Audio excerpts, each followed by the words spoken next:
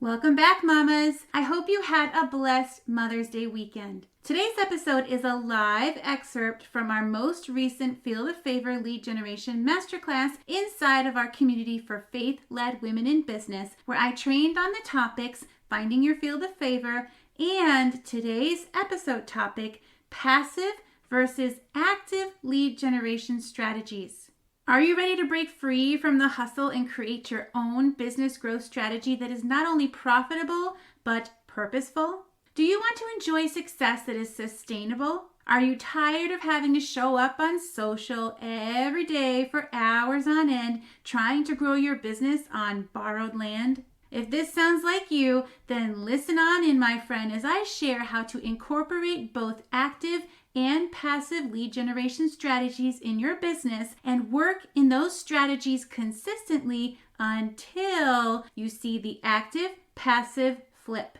Not sure what that means? You'll find out in the episode, and let me tell you, it's a sustainable growth strategy that I wish I had known much sooner when growing my own network marketing business. And if you'd like to hear the rest of the masterclass trainings, as well as trainings from my top business leader friends, Brandy, who trained on a social networking funnel, doesn't that sound exciting? And Allie, who trained on leveraging the power of a faith-led networking community, all smarter, not harder, one-to-many strategies to have lead generation without the hustle and strive, then be sure to head on over to Facebook and search for Field of Favor Faith-Led Business Strategies for Female Entrepreneurs. This group and the monthly masterclass and featured trainers is free, and our mission is to create a safe space for women to learn how to build their business God's way while networking, promoting, yes, I said promoting, we allow promoting in our group, and being better together. You can also find the link in the show notes. And when you join, remember to say Melody Bishop invited you. Now let's get ready for today's show. Welcome to the Abundant Mom Life for Network Marketers show, where we choose to grow a successful and sustainable business from the crazy caffeine-filled comfort of home using flexible productivity strategies that simplify, optimize, and systemize our business and mom life. Hi, I'm Melody Bishop, a Jesus-loving boy mom, former teacher, turned top 1% network marketer, turned entrepreneur. I believe you can slay your day without being a slave to the hustle. If you're ready to get your time freedom back and design the life you love, you're in the right place. It's time to rise up, know your worth, and live abundantly. Well, hello, I'm back. And I'm going to be talking to you about different ways to have smarter, not harder, more sustainable lead generation strategies and how to craft a lead generation strategy that fits you and your business. And I'm going to wrap that up with a bow and share with you the importance of using this strategy, using these sustainable, smarter, not harder strategies to really create a business that is going to help you thrive and not strive and have the abundance that God is calling us all to have. But anyway, let's talk about active versus passive strategies. What does that mean? What does that look like? And how can you use those strategies to really, design a business and a life you love? So first of all, I want to preface this training by saying right up front that there really is no one-size-fits-all way to grow a successful business. There is no one-size-fits-all. There are many different ways to grow a successful business. The key is in finding ways to grow a business that will help you grow a healthy business, healthy for you, healthy for your family, a business that will help you thrive and really tap into those gifts and strengths and who God created you to be that we talked about in the very first training. So what does a healthy business and healthy business strategies look like? What does that look like? First of all, you want to make sure it's God honoring and that you build your business and of course your life based on a foundation of core values and integrity that is God honoring. God doesn't, we talked about this before, God doesn't want you to strive to thrive. You don't have to strive to thrive. So anything that is creating unrest in your spirit, anything that is really stressing you out. Now, I'm not saying that, if it's hard, don't do it. It's not of God. That's not what I'm saying, because growing is hard and making sure that you're going in obedience. God is going to take us through the hard on purpose to refine us. Our struggles don't define us.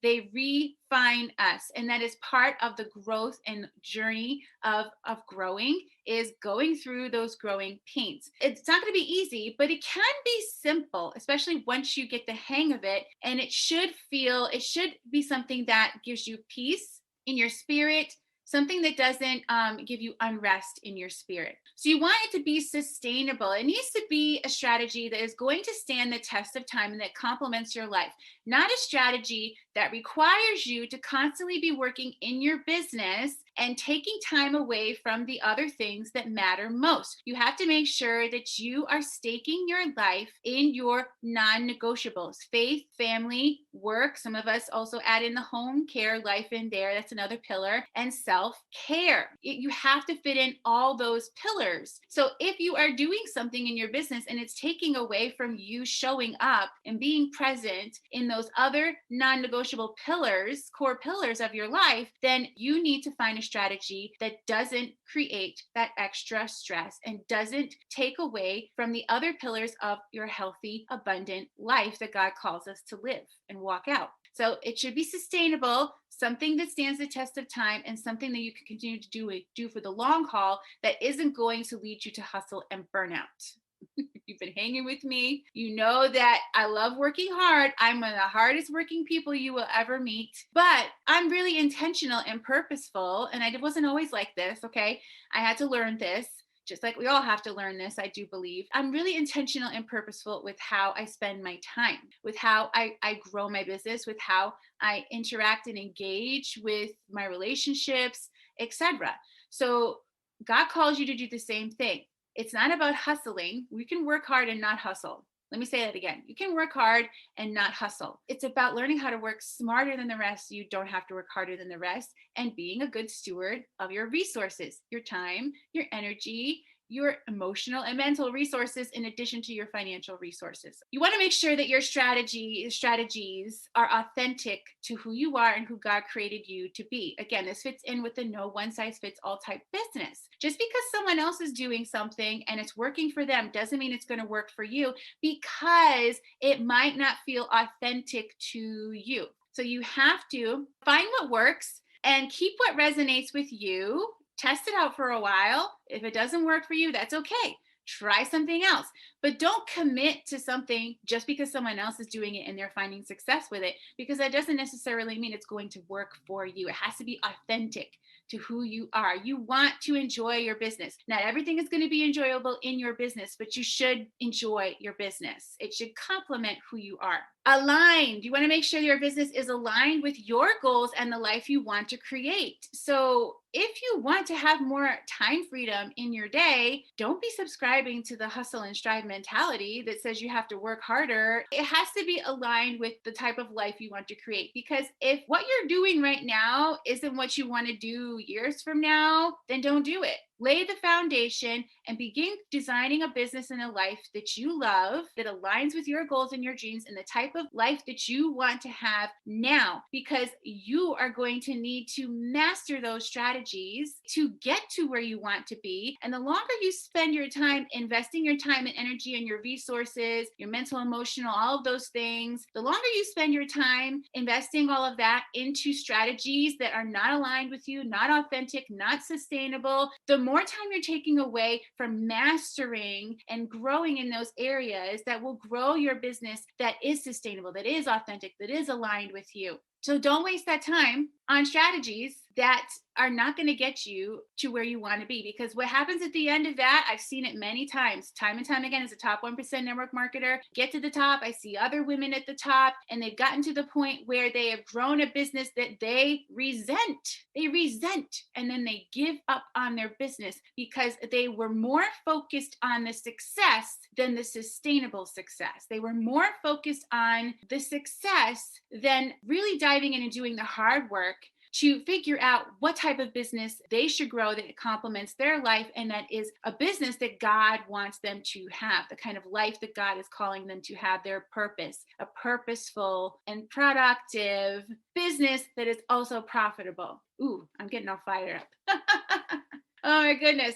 Let's talk about one-to-many strategies. Why one-to-many strategies? And what does that even mean? So basically, one-to-many strategies is the opposite of one-to-one strategies. There are a lot of people out there who teach one-to-one strategies where you have to just have all these different conversations with people all day, day in and day out. And you do want to have conversations with people, but when you have the conversation, you want it to be a purposeful and productive conversation. You want that to be one of the last steps in converting that lead into a client or a customer. You don't want it to be one of the first steps because that is not sustainable and that is exhausting. If you're thinking about your funnel and what a funnel looks like, a funnel is bigger at the top and it gets smaller at the bottom. If you are spending all your time at the top of your funnel talking to all these people who may never make it to the bottom of your funnel, you are wasting time that you could be using working on your business because you're spending so much time working in your business, just hoping and praying that one of those people that you talk to, you'll be able to convince, and we'll talk about that in a second, to see the value in your offer. The object is to get people in, and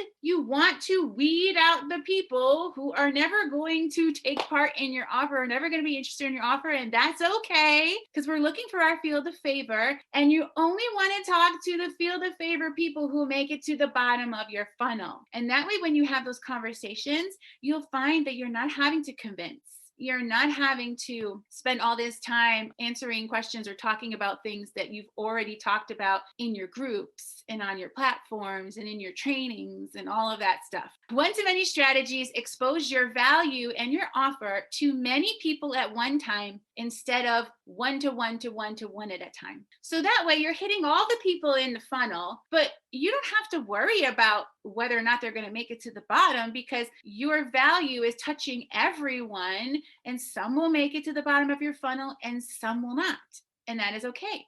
But you don't have to waste your time talking to all of those people, justifying the people who do. Let the process, let your system, let your strategies do the work for you so that when you get to those conversations, they are fruitful. Funnel those prospects into your community. I highly recommend that you have a Facebook community. And listen, I understand that Facebook is maybe not your favorite platform. It's my favorite platform, but I know it's not everybody's favorite platform. But people still go on Facebook specifically because there are groups that they are in and communities that they are in that they don't want to let go of. Some people just go on Facebook just for the groups. Your group can be one of those spots. And there aren't any other platforms that are as easy to use as Facebook, where as many people are on it, as many people are familiar with it, so they don't have to do extra techie brain work just to figure out how to maneuver a new community, all right? So right now, Facebook groups are the best place to nurture and create curated content and cultivate those relationships in a more intimate, personal setting as opposed to other platforms, because you really want to make those connections. You want to build those relationships, and it's very hard to do that just being on a social media platform. You have to get them in an intimate setting. And people who join your group, that's like the first step of your funnel. Those are the people who are actually interested in learning more about you, because you bet your bippy that they have checked you out on social to stalk you a little bit after hearing about you wherever they found you, to see if they want to connect with you further. You know it because you do it, okay? So we'll talk about that in a second, optimizing your Facebook profile. But then they'll be like, okay, I want to be in her group. I want to see what she's got over there because I'm kind of like connecting with her here. So you're going to spend your time having one-on-one conversations with pre-qualified leads. These are people who have made it to the bottom of your funnel, or the bottom-ish of your funnel.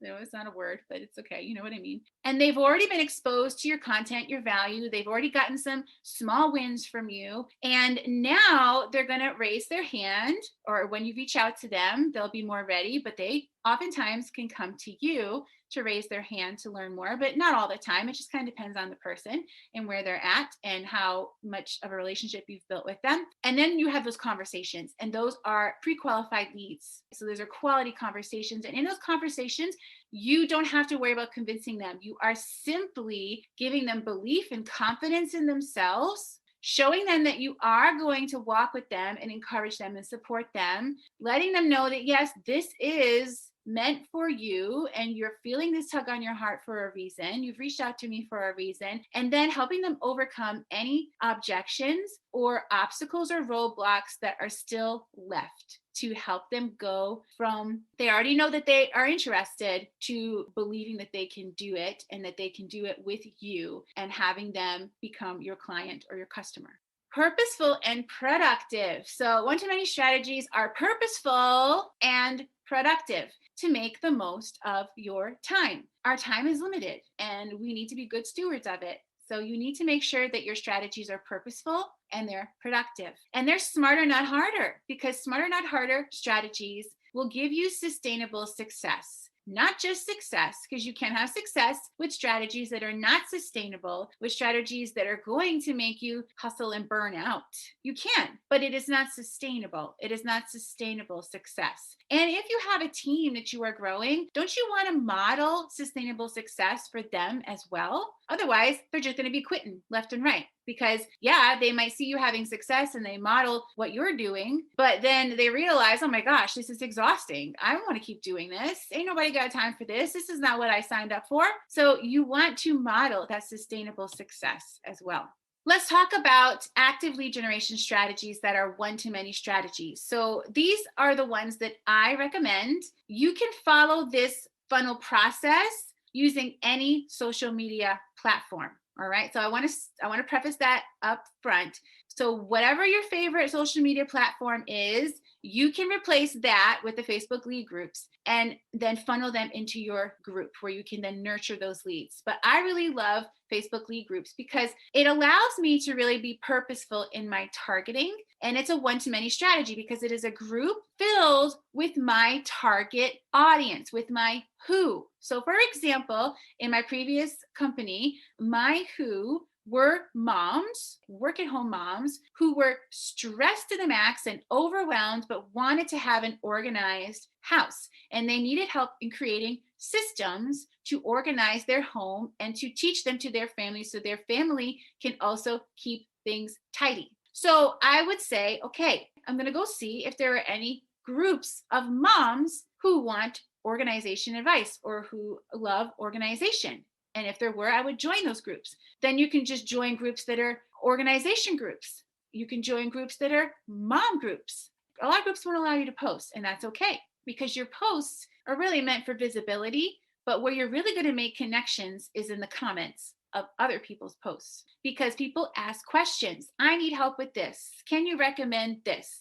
I'm struggling with this. And that gives you a perfect way to go in and give some help and advice without pitching your product or your offer. And then once they see that, hey, this girl helped me out, she got me a win, like automatically, she gave me some advice, they're going to go check out your Facebook profile, which is why it's important for your profile to be optimized so that your prospects know exactly how to find your group, what your group is about, how you serve in your group, so that they can join your group where you are going to cultivate and nurture that relationship. You can serve and solve and share your solutions and your offer. So having a Facebook banner that invites them into your group with the link, having the link in your bio, having a video that's pinned to the top of your profile where you talk about who you are, how you serve, and then you give an invite to join your group with the link in the comments. Those are all really simple ways that you can optimize your profile,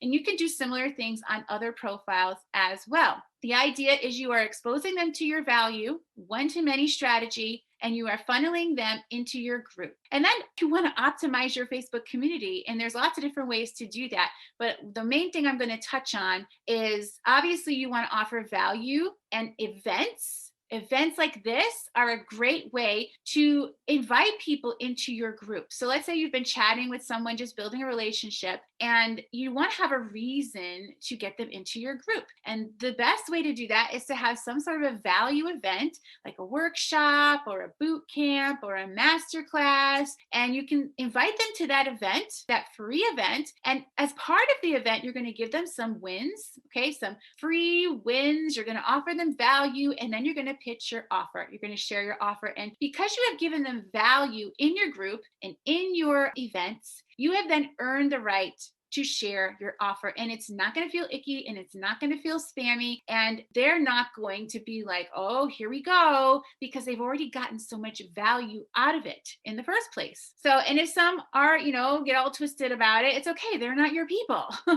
They're not your who, all right? Because your who is going to connect with you and how you serve, and they're going to want to know more. So don't worry about those people. So what does this do for you? It means you have no more chatting with one prospect at a time. Ain't nobody got time for that. And you're using your social media for visibility and value, and you're making it easy when someone relates. That's the first step of the bridge. You got to get to the relate part first. Okay, people have to relate with you and your value and how you serve before they can get over the bridge to trust. Once you get them over the bridge to trust, that's when they are ready to hear your offer. But you have to get to the relate, and you do that by serving and showing up with consistent value, free value. And of course, you're going to pitch your offer. So you are selling. Serving is selling, but you got to have them both together. You can't just do one. Can't just serve, offer free stuff all the time and never make your offer. Serving and selling go together, and it helps you make that connection of the bridge from relate to trust, and boom, that's where the magic happens. You want to make sure that you're showing up with value, whatever social media platform you choose, and you're funneling them into your community where you can show up with the value and make that connection from relate to trust. Let's talk about passive lead generation strategies that are in and of themselves one-to-many strategies. So what is an SEO platform? That just stands for search engine optimization. That means that you can search keywords on the platform, but you can also go to Google and search keywords, and those videos, blog, podcasts, whichever platform you chose will can show up in the search. It does take some time for it to start showing up in the search, so you got to be consistent. It's a long game, but once it does, then the reason why it's called passive is people can find your video, people can find your blog, people can find your podcast when you're sleeping, and you can show up and give value.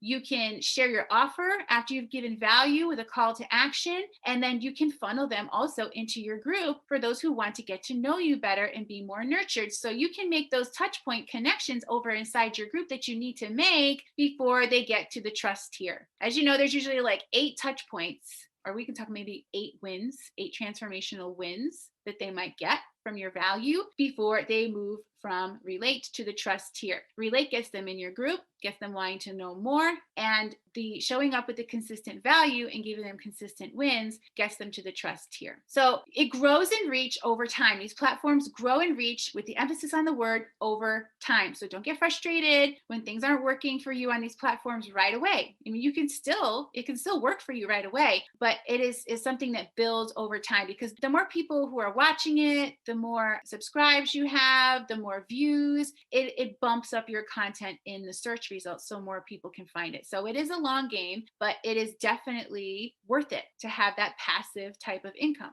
So what are my recommendations, and what are the main SEO platforms that we can be using to grow a successful and sustainable business? So obviously, I really believe you should be on Pinterest, because you can use Pinterest to promote your offer, your products, your freebies, your group, your events, etc. But you can also use Pinterest to drive traffic to whatever SEO platform you choose. So you can couple it with the YouTube if you choose YouTube. You can couple it with a podcast, and you can couple it with a blog. So Pinterest is super easy to use. It's free to set up a business account. You want to make sure that you set up a business account. You want to make sure if you choose YouTube, that's free, but you can also have to you should set up a business account, because it gives you analytics, and that will help you know what content is working, and so you can do more of that.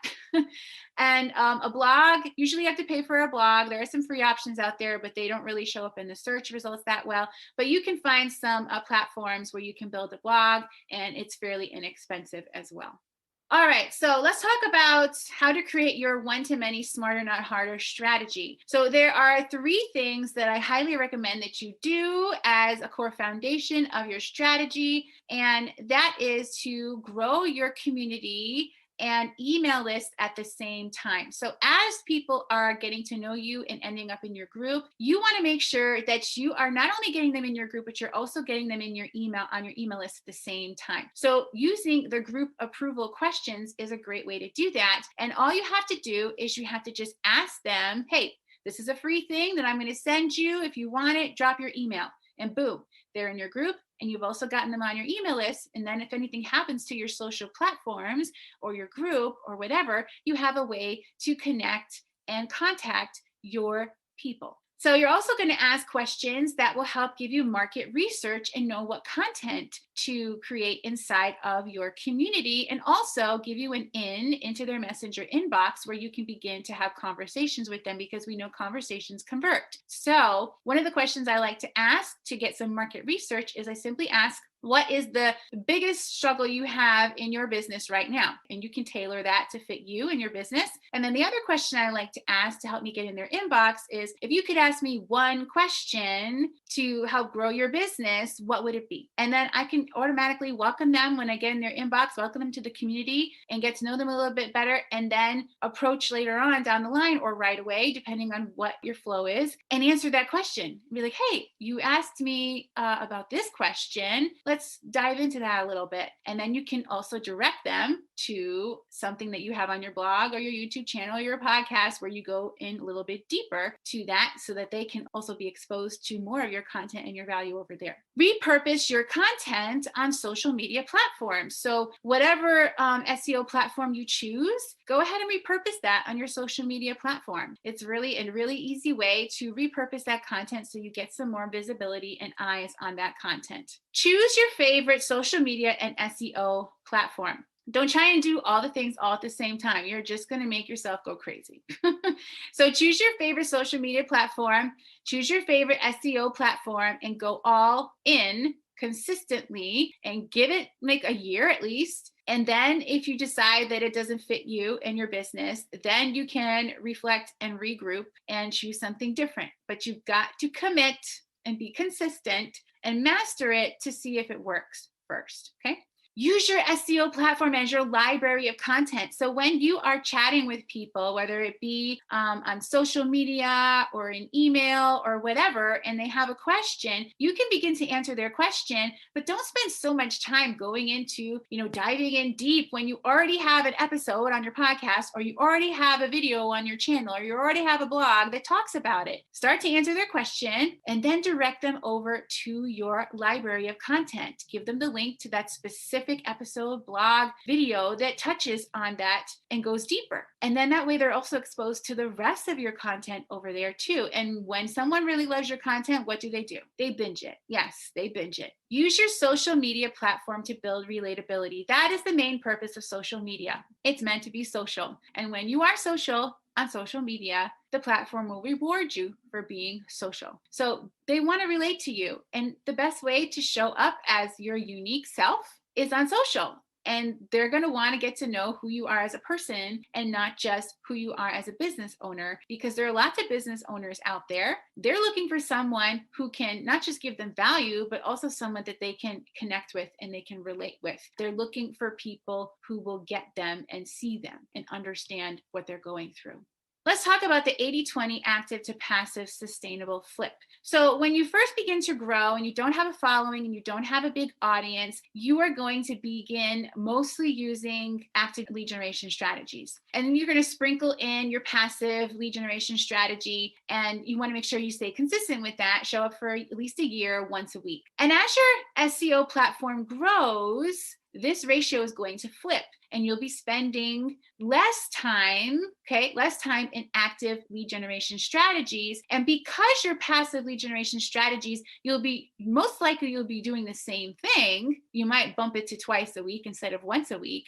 but you'll have a system in place by then, and you'll have things, it'll take you less time to do that, to create and communicate that content, which means it will open up more time in your business. So you can begin to work on your business instead of in your business, and start to level up in your business by delving into more professional development, building systems, simplifying things, and really taking your business and your value and your offer to the next level. You have to free up that time, okay, and work smarter, not harder, in order to get to the place where you can spend more time working on your business and not spending so much time working in your business. So the active to passive flip will help you do that, but you have to commit. It's a long game. You want to choose an approach that's authentic to you. So like if you're already doing Facebook Lives, YouTube would be a perfect segue. If you really love to write, okay, and you write those really great story posts and things like that, and you love to write, then a blog would make more sense.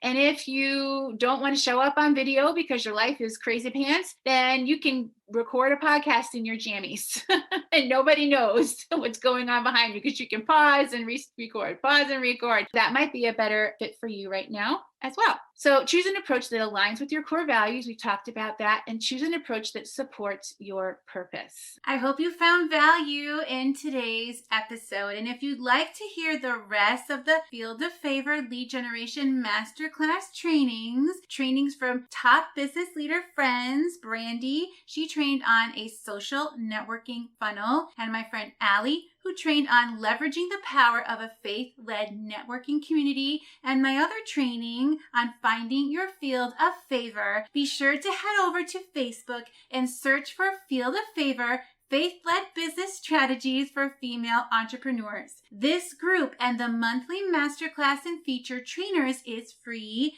and our mission is to create a safe space for women to learn how to build their business God's way while networking, promoting, and being better together. You can also find the link to join the group in the show notes, and remember to say Melody Bishop invited you. Thank you for listening to Mommy's show. Hey Mama, if you found value in today's show, I'd be truly grateful if you take a few moments to hit that follow or subscribe button and leave an Apple Podcast review. You can even share this podcast with your team, because when we work together, we can empower mamas to claim the abundant life they desire and deserve. Come join our Facebook community at Abundant Mom Life for Network Marketers. Can't wait to get to know you.